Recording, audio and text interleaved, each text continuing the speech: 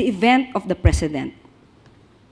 So he should at least show to the people that the government is running, the government is properly managed for the country and for the people. So dapat makita siya. Dapat nakikita ang Pangulo dahil ang pagpapakita ng Pangulo ay pagpapakita ng tiwala sa mga kababayan natin na kung anumang krisis meron tayo, ay maaari natin itong malampasan. Yusek, during the first day of the distribution of ayuda for tricycle drivers, there were some elected officials who have joined the president. So may we know what happened to the implementation of the anti-EPAL provision on the 2026 national budget? Okay, ito ba yung unang araw na nagpabigay ng ayuda sa mga tricycle drivers kung saan nandoon ang Pangulo? So, sino yung mga opisyal na binabanggit natin? Babanggit ba natin na si Mayor Isko Moreno at saka si Mayor Francis Zamora? Okay, yun po kasi po ay isang event na kung saan pinuntahan po ng Pangulo at kinakailangan po nandoon po ang host. Sa Manila po ginanap, kaya nararapat lamang po na si Mayor Isko Moreno ang sumalubong at tumanggap sa ating Pangulo. Patungkol naman po kay Mayor Francis Zamora, siya naman po ang National President of the League of Cities na siyang kumakatawan sa city mayors. So ibig sabihin po, since ito po ay proyekto ng Pangulo para sa mga tricycle drivers kung saan ang LGU mismo nakakaalam kung sino yung mga benepisyaryo, nararapat lamang din pong pumunta si Mayor Francis Zamora. On other issue, Yusek, I understand you had an interview over the weekend saying that we are not yet in a crisis situation despite the increase of the oil prices. But then, in an ambush interview last Thursday in Bataan, the president himself used the term crisis. He said we had to accelerate all this because of the oil crisis that is happening. Itong problema because of the war in the Middle East. Pakipaliwanag po. Okay. Pag sinabi po natin na oil crisis, maliwanag din po ang sinabi ni Secretary Sharon Garin ng DOE. Na sa ngayon ay hindi pa kinukonsidera na meron tayong oil crisis dahil kumpleto po tayo at enough po ang supply ng langis. At nagpupursige po ang DOE at ang pamahalang ito sa utos na rin po ni Pangulo Marcos Jr. na hindi mawala ng patid, hindi mapatid ang supply ng langis o produktong petrolyo sa ating bansa. Sa katunayan, sinabi po ni Secretary Garin na mayroon na pong negosasyon patungkol sa 440,000 barrels ng fuel. At sa susunod naman po ay mayroon 600,000 barrels na maaari po tayong maangkat. Ang sinasabi po natin na wala pa po at hindi po pa dinideklara na mayroon tayong oil crisis dahil nga po sapat ang supply sa ngayon. Most probably, according to Secretary Sharon, ang nagkakaroon lamang po ng issue ay tungkol sa presyo. Dahil alam naman po natin kung ano ang nangyayari na krisis sa Middle East. Ang nais pong sabihin ng Pangulo patungkol sa oil crisis, pinapatungkulan niya po doon ay ang oil crisis sa Middle East. Pero sa ngayon po, sa atin at sa payo na rin po ni Secretary Garin sa ating Pangulo, wala pa po tayo maaaring tawaging oil crisis sa bansa. Last na lang, Yusek. At what point can we say na we are already suffering from a crisis? Sa ngayon, hindi po natin masasabi dahil patuloy pa rin po ang pagsusumikap ng ating gobyerno na hindi mapatid ang supply ng fuel, ng produktong petrolyo sa atin. Sunod na tanong mula kay Alvin Baltasar, Radyo Pilipinas. Yusek, magandang umaga po. Yusek, sa nangyayaring oil price increase, does the policy this na parang sobra-sobra naman yung ipinapataw na pagtaas sa presyo since ang sabi rin naman ng Pangulo, meron tayong enough supply ng 30 hanggang 60 days. Parang lumalabas kasi Yusek na yung presyo ng mga inangkat na langis ng mga oil companies, nakuha nila sa mababang halaga. Pero ngayon, ibinebenta nila sa napakataas na presyo. Actually, napaka-common yan na question. Pero common question, pero parang mahirap ipaliwanag. Pero dahil dyan, mas bababawan natin kung paano natin maipapaliwanag ito sa taong bayan.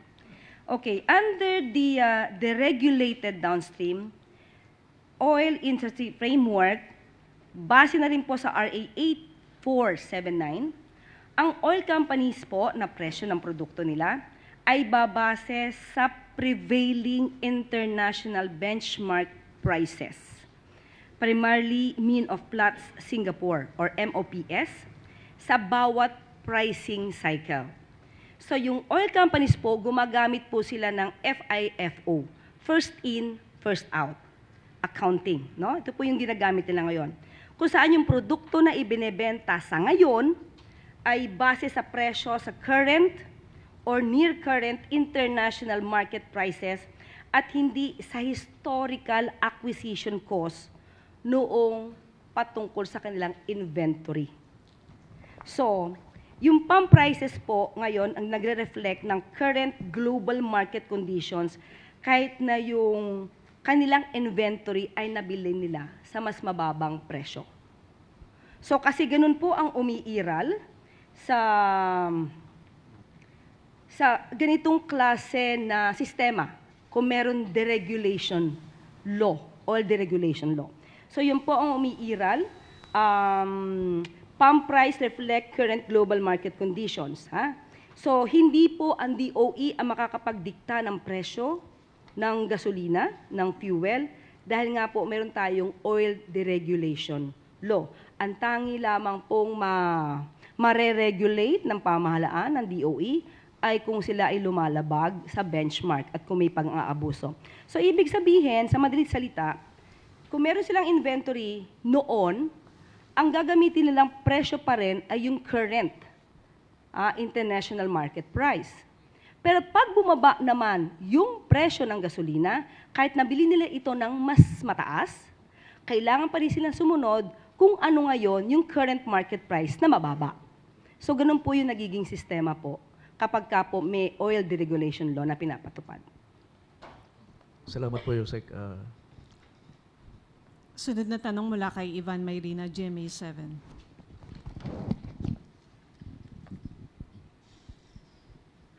Yusek Claire, good morning. Ang basihan po natin sa pagsabing wala tayong oil crisis ay dahil may sapat tayong supply. But I think we can all agree na ang presyo po ngayon ay, would you say crisis levels, ang presyo because of the very sharp increase? Ang sabi po kasi ni Secretary Sharon, may dalawang klase po ng crisis, sa supply at sa presyo. So ngayon po, kung pag-uusapan po natin ang supply, ay wala po tayong sasabihing crisis pagdating sa supply. Maybe meron pong price disruption dahil nga po sa nangyayaring oil crisis sa Middle East. So yun po yung pananaw ni Secretary Garin. May mga nag-call out po sa inyo for downplaying the situation. Gaya po niyan, hindi natin sinasabing oil crisis in pricing, but a mere price disruption. May mga nagsasabi po na mas maganda siguro sabihin ng gobyerno ang tunay na sitwasyon and not downplay. How do you respond to Wala that? naman tayong dina-downplay. Ito po kasi yung totoong sitwasyon. Nagsusumika po ang pamahalaan sa utos ng Pangulo na dapat hindi magkulang ang supply ng produktong petrolyo. Lahat ginagawa. Nandiyan na rin po ang pagbibigay ng tulong ng DSWD, nandiyan po ang pagtatrabaho ng DOE, pati po ng DA at ibang ahensya, isama na po natin ang DSWD. So in other words, ayaw po na maramdaman ng mga kababayan natin na may kulang tayo sa supply. Kumpleto po ang supplies natin sa crudo, sa oil, sa fuel, pati po sa pagkain. So, siguro po kung ikukumpara sa ibang bansa, mas napagbibigyan po ng atensyon ng Pangulo na dapat na ang mga kababayan natin, kahit presyo po ay tumataas dahil nga po ito ay dulot ng sigalot sa Middle East, gusto niyang iparamdam ng Pangulo na kaya ng gobyerno, nandiyan ang gobyerno para sa taong bayan, at hindi po pababayaan ng Pangulo at ng gobyerno ang mga nararanasan natin. Pero, katulad ng sinabi niya sa kanyang mensahe, tayo po ay magtulungan. Kung may kailangan matipid, kailangan magtipid. Hindi po kasi natin mapapasubalian. We just cannot ignore the issue that there is really crisis in Middle East. At nagiging parte po tayo dito, kahit hindi man natin gustuhin, talaga pong maaapektuhan tayo. That's the reality. Yusek, speaking of prices, when does the President intend to use his emergency powers already granted to him by Congress to lower or suspend excise tax on petroleum products? Sa ating pong pagkakaalam ay hindi pa po yata na ibibigay. Sa aking pagkakaalam, ang update sa akin nung Sabado ay hinihintay po na maibigay sa Pangulo para mapirmahan. Sa akin pong huling pagkakaalam. Pero pag nandiyan na po yan, pipirmahan po agad ng Pangulo yan. At lahat ng maaaring gawin at hindi lalabag sa batas at hindi lalabag mismo doon sa batas na sinusulong ngayon patungkol sa emergency powers, gagawin po yan ng Pangulo. Sorry, with the indulgence of the group, last na lang po, ma'am. May mga nag-express po ng reservations or concerns about the sustainability and sufficiency of steps being taken so far, tulad po ng subsidies, cash subsidies. Ang Pangulo ho ba bumuuna ng, crisis committee, crisis management team para ho mag-isip ng iba pang pamamaraan should this drag on? Okay, bago pa po may nag-suggest na gumawa ng crisis committee, nag-utos na po ang Pangulo na maggawa officially ng crisis committee. So hintayin na lamang po natin ang dokumento if na-finalize na po. Composed of whom? Pina-finalize pa lang po yung dokumento. So hindi ko po mabibigay muna yung detalye, although I have a draft, pero saka na po natin kapag kamo na-finalize na. Thank you very much. Okay. Sunod na tanong mula kay Luisa Cabato, Inquirer.net. Good morning po, Yusek. Some drivers say that the 5,000 cash assistance from the government is not enough to cover rising fuel prices, especially since ginagastos din daw po nila yon sa ibang pangangailangan nila. And does the Malacanang see the need to implement another tranche of cash assistance on top of the fuel subsidy? Opo, kinausap po natin mismo si Secretary Rex Gatchalian ng DSWD patungkol po sa maaari pang madagdag na ayuda sa ating mga kababayan. At ito po ang kanyang sinabi. Ayon po kay Secretary Gatchalian, sa utos na nga rin po ni Pangulong Marcos Jr. na magkakaroon pa po ng karagdagang ayuda. Unahin lang po, we have to time it, sabi po niya. At ito pa rin po ang kanyang sinabi, and I quote, "In the coming days, DSWD will continue to release cash assistance to affected public utility drivers, and this will be done in tranches." End of quote. Sunod na tanong mula kay Tristan Nadalo, Newswatch Plus. Hi, Yusek. Follow up lang din po doon sa question on oil crisis because you have lawmakers labeling din po itong sitwasyon na isa ng krisis katulad ni Senate Finance Committee Chair Win Gatchalian. Ang sabi niya po, oil crisis na po ang nararanasan ng ating bansa, hindi na ito tungkol lamang sa pagtaas ng presyo ng langis. Ramdam na ang epekto nito sa iba't ibang bilihin, gaya ng pagkain at transportasyon, hindi na maaaring ipagpaliban ng pamahalaan ang sitwasyon. Ano po ang komento doon? Ang pangyayari po ngayon at ang sigalot sa Middle East, hindi naman po talaga mapagpapaliban yan. Pero yung impact po ng krisis sa Middle East, yan po ang tinututukan ng Pangulo para po masoften, no? Masoften po yung impact sa atin ng krisis sa Middle East. So lahat po ng ayuda na kakayanin ng gobyerno, yan po ay ipapadama at ibibigay sa ating mga kababayan. Tuloy ko na rin po pala yung tanong ko. Yusek, yung mga labor groups are also calling for wage increase. Actually, they're lobbying na ipasa na rin yung legislated wage hike. You have labor leader Sonny Matula saying na gipit na ang mga manggagawa. Tama naman na kailangan mag-adjust, pero ang manggagawa na matagal nang nag-a-adjust.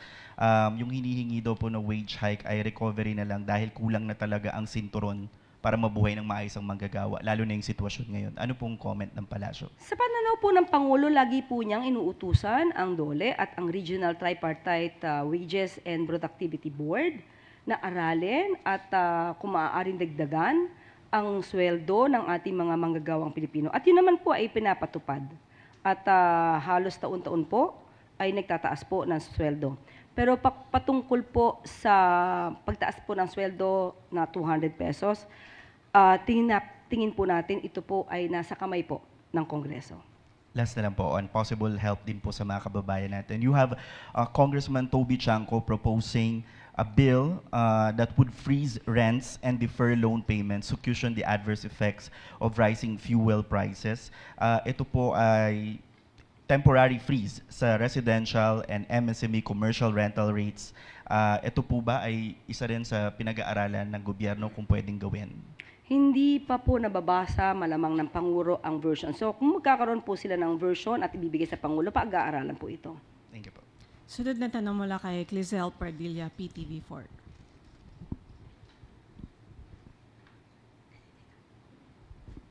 Good morning po, Yusek. Yusek, the Department of Agriculture has recommended to impose a price cap for imported rice.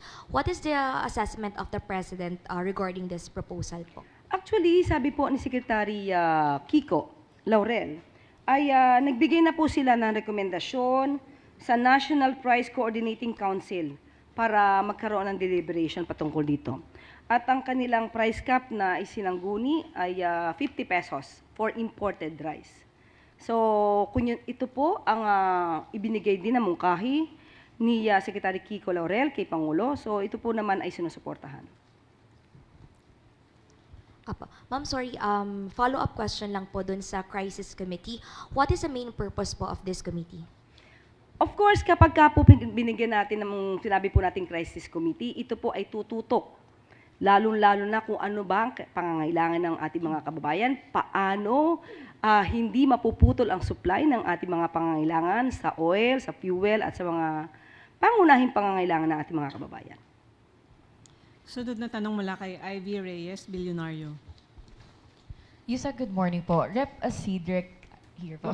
Rep. Asidrek claims the ICI cleared Rep. Martin Romualdez of any liability in the flood control scandal. Can we confirm if this has reached the Malacanang? At itanong na rin po namin kung ano yung update dun sa 41 million budget ng ICI. Naubos po ba? And if not, saan po pupunta? Okay, patungkol po doon sa rekomendasyon ng ICI, ito naman po ay isinumite na sa Ombudsman. So, hahayaan na lang po natin ang Ombudsman na mag-reveal dito para po bilang respeto. At kung matatanong din po ang ICI, mas maganda pong sa ICI mismo manggaling kung ano ang kanilang rekomendasyon. Patungkol naman po sa pondo, yung pondo po na ibinigay po at inilaan sa ICI, ito po ay valid hanggang December 31, 2026. At kung may kinakailangan silang gastusin or bayaran for the winding up, maaari po nila itong gamitin. At ang mga pondo na hindi po nagamit, ibabalik po ito sa unappropriated surplus of the general fund sa National Treasury po. On another topic, Yusek, Rep. Leviste claims you're demanding him to pay for the, quote, sleepless nights and anxiety you're having over his libel case against you. Any comment po? Plus, for ruining my integrity. Okay, 500 million, yes, 500 million damages. It is part of my compulsory counterclaim. I believe that because of twisting some facts in the complaint, and it ruined my integrity as Palace press officer, I believe that I deserve such and I am entitled to such damages. So, ano sabi niya? Sleepless nights? Okay. So, in other words, anong word exactly sinabi niya? Sleepless nights and anxiety, and kaya niya raw pong sagutin yung pangpagamot niyo, Yusek. Good. Very good.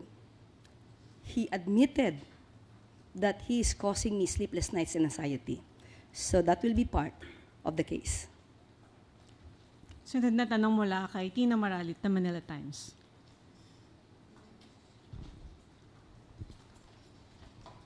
Good morning, Yusek. Yusek, hingin ko lang po yung reaction nyo sa sinabi kamakailan ni Senator Amy Marcos. Pinapatamaan niya po si Presidente na puro daw acting secretary ang ina-appoint, hindi na daw po pinapadaan sa commission in appointments. Therefore, parang wala na daw pong silbi ang CA. Ano po ang komento niyo dito? Parang walang ano daw po? parang wala na daw pong silbi ang CA dahil puro acting secretaries ang ina-appoint ng presidente. Parang may nadinig pa po ako ibang word na ginamit niya. Modus operandi daw po. Okay. That's too harsh. Very harsh. Para sabihin ito sa Pangulo, dahil sabi mo nga ito ay pinapatungkulan niya sa Pangulo. At parang kay Pangulo lamang harsh si Senator Amy Marcos. At hindi natin ito nakikita sa ibang mga kaalyado niya na nasasangkot sa ibang mga di umanong paggawa ng anomalya. Well, anyway, the President means no offense to the Commission on Appointments. The President is merely exercising his constitutional prerogatives. He can make an appointment in temporary or permanent positions. At alam naman po natin, at alam naman po niya, na ang mga acting secretaries can remain as acting secretaries for a period of 1 year. So kung susumahin po niya ang lahat na na-appoint sa ngayon ng acting secretaries, wala pa pong 1 year ang pagsisilbi sa bilang ang kanilang sa kanilang posisyon. At the President naman will submit the appointments in due time. Salamat po. Next question, Katrina Domingo, ABS-CBN. Ma'am, just a follow-up question on 2 points earlier mentioned. You mentioned that the government is doing everything to soften the blow. Similar question in previous weeks. Paano po yung middle class? Ano po in particular yung mga programa na inilalatag ng gobyerno to soften the blow on the middle class who are not commuting to work but are bringing their own vehicles or motorcycles to work and nahihirapan na po sa taas ng presyo ng gasolina? Ngayon, makikita po natin, meron pong inilunsad na 50% discount sa MRT 3 and LRT 2. Yan po ay malaking bahagi at ibang malaking bagay po na tulong ng ating Pangulo at ng gobyerno sa ating mga kababayan. Nandyan din po ang inilulunsad na libreng sakay. At kapag ka po, nandyan na po ang gagawing pag-reduce or pag-suspend ng excise tax, mararamdaman din po natin ito dahil maybe hindi sila bumibili ng kanilang gasolina, pero indirectly makakaramdam po sila ng kapakinabangan dito. Ma'am, may we know the cause of the delay of the signing of the reduction of the excise tax? Is the President experiencing some kind of pushback, either from certain cabinet secretaries or certain sectors who would want to retain the VAT or the excise tax to keep afloat the government's coffers? No, it is this is the mere fact that the President wants it to be enforced immediately. The only reason that he could not do it because the bill has not been reached the President as of now. So there is no reason for him to sign. So after that, maybe after signing, he will immediately make an order either to reduce or to suspend the excise tax. So ang bottleneck, ma'am, if not po sa mismong Pangulo, na kanino po naaantala? Sino po yung cause of delay if not the President? I'm not so sure right now. I am not so sure right now. But this is the words, no, that came from the President. He wants this emergency power to be given to him in order to at least lessen the impact of the crisis in the Middle East. Ma'am, last clarification. Balikan ko lang po yung anti-EPAL question earlier. Just a clarification, is the President exempted from the anti-EPAL provision in the General Appropriations Act of 2026? That is the event of the President. So he should at least show to the people that the government is running, the government is properly managed for the country and for the people. So dapat makita siya.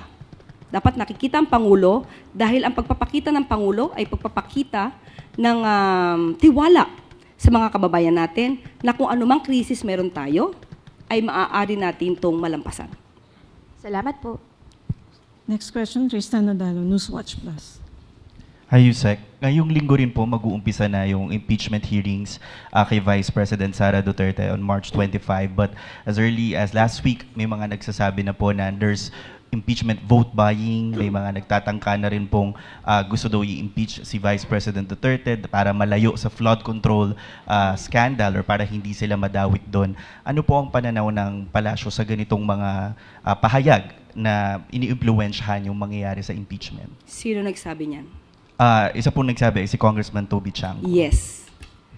Itong si Congressman Toby Tiangco, ang daming sinasabi, pero wala tayong nakikitang anumang ebidensya.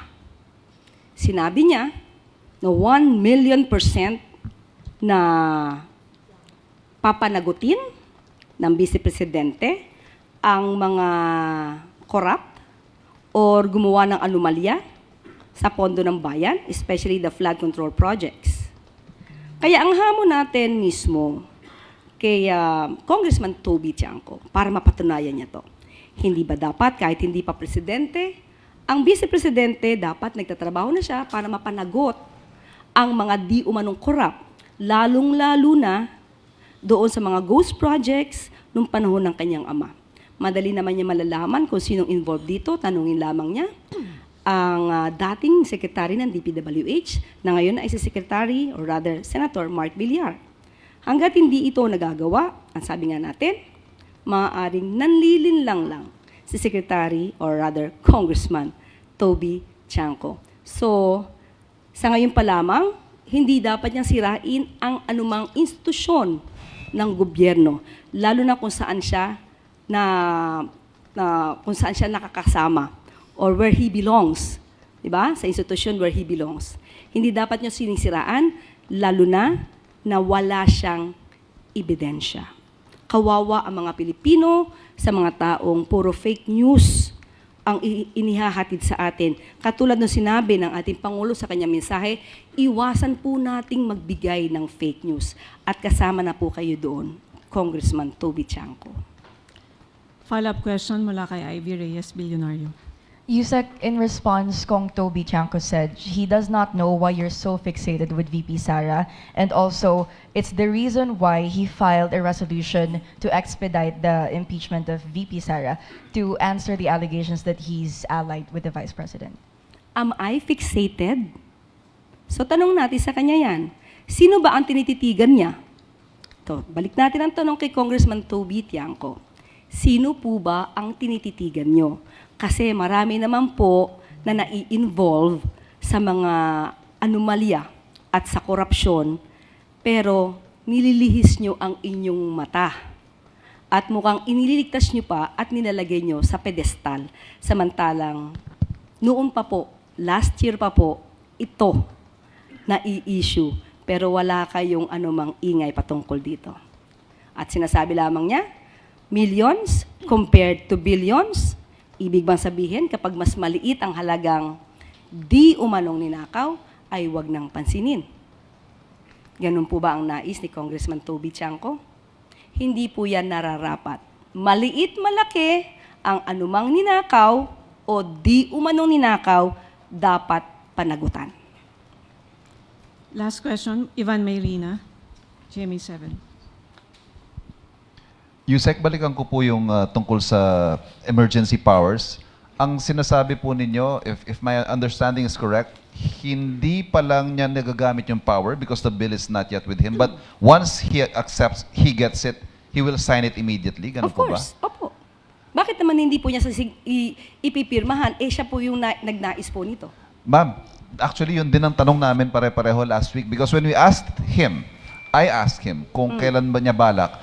Ang sinasabi niya, it's a very complicated calculation and he is not going to rush into lowering or suspending excise taxes. Parang hindi ho yun nga po yung nakakapagtaka, sinertify niya as urgent, but he is not in a hurry to exercise the powers. Okay, magkaiba po yun. Iba po yung pipirma niya agad dahil gusto niya po itong batas na to, at iba po yung maaaring hindi niya agad ma-implement. Dahil tandaan po natin, nasa batas, doon sa ginawa po na bill, na kailangan na yung price ay mag-breach o mag-reach ng $80 per barrel sa loob ng 30 days. So as of the time na binanggit nyo yan, wala pa po kasing 30 days. So at the time, mahirapan po siya talagang i-implement. Pero pag yan, pumasok na po, na naayos sa batas na 30 days, ay maaari na po itong magawa ng anumang order. At pag sinabi po kasi nating excise tax, ito naman po ay upon entry. So pag sinabi nating upon entry, wala po tayo, if ever, wala tayong maaangkat na langis, so hindi ma-exercise yung pag-reduce at pag-suspend ng excise tax. So ganun po yung ibig sabihin ng Pangulo. Last. Nag-announce po ang LTFRB ng dagdag pasahe only to be suspended the following day by the President. What went into this decision, ma'am, at bakit umabot pa sa punto na i-announce ng LTFRB at babawiin din ng Pangulo kinabukasan? Naaral po ng Pangulo at binalanse mabuti ng Pangulo ang maaaring maging epekto nito. Dahil nauna na po na magbigay ng ayuda, sino unang binigyan ng ayuda ng Pangulo? Hindi po ba ang transportation sector? Financial assistance, fuel subsidy, at susunod nga po ay maaaring pagbaba or pagbawas, pagsuspend ng excise tax. Nauna na pong tulungan ang transportation sector. So ngayon po, ang mga mananakay natin, wala naman po sila natatanggap na anumang fuel subsidy. So binabalanse lamang po ng Pangulo sa ngayon. Ito po naman ay sa ngayon lamang upang hindi rin mabigatan ang ating mga mananakay, ang mga commuter, na pare-pareho naman po nating nadadanasan kung anong epekto ng krisis dito sa Middle East. So yun lamang po at kailangan lamang po talagang balansehin ang pagtulong sa bawat Pilipino. Last question. Sammy Dinilla, Business Mirror. Ma'am, clarify lang po namin. Bali hanggang kailan po yung suspension dun sa fare hike for dun sa mga land PUVs? Sa ngayon, wala po tayong masasabi dahil aaralin pa po yan. Kapag ka po kinakailangan na po talaga na magtaas ng pamasahe at hindi masyado makakaapekto sa ating mga commuter at sa kabuuan ng ating mga kababayan, maaari naman po itong maging positibo dahil sabi nga po, especially bago po nangyari ito, hindi po ba nabanggit natin na patungkol po sa pagdagdag ng pamasahe sa mga jeepney drivers, yung dating binigay sa kanila na allowance ay sapat pa para sa paggastos or sa pagbili ng fuel at hindi sila malulugi. Nagkaroon lang po ngayon ng kakaibang sitwasyon. At ang dais nga po dapat unahin ay ang mga bus drivers, yung bus companies para po maakyat ang pamasahe. Ang dating hiling lamang po ng mga tsuper sa jeepney ay matulungan silang masolusyonan yung mga kolorum. Pero since na iba nga po ang sitwasyon, kailangan lang po talagang balansin ng Pangulo ang bawat kondisyon sa ngayon para kumbaga, lahat po tayo ay makinabang, lahat po tayo ay maibsan ang nararanasan nating hirap or impact ng hindi natin ginustong sigalot sa Middle East.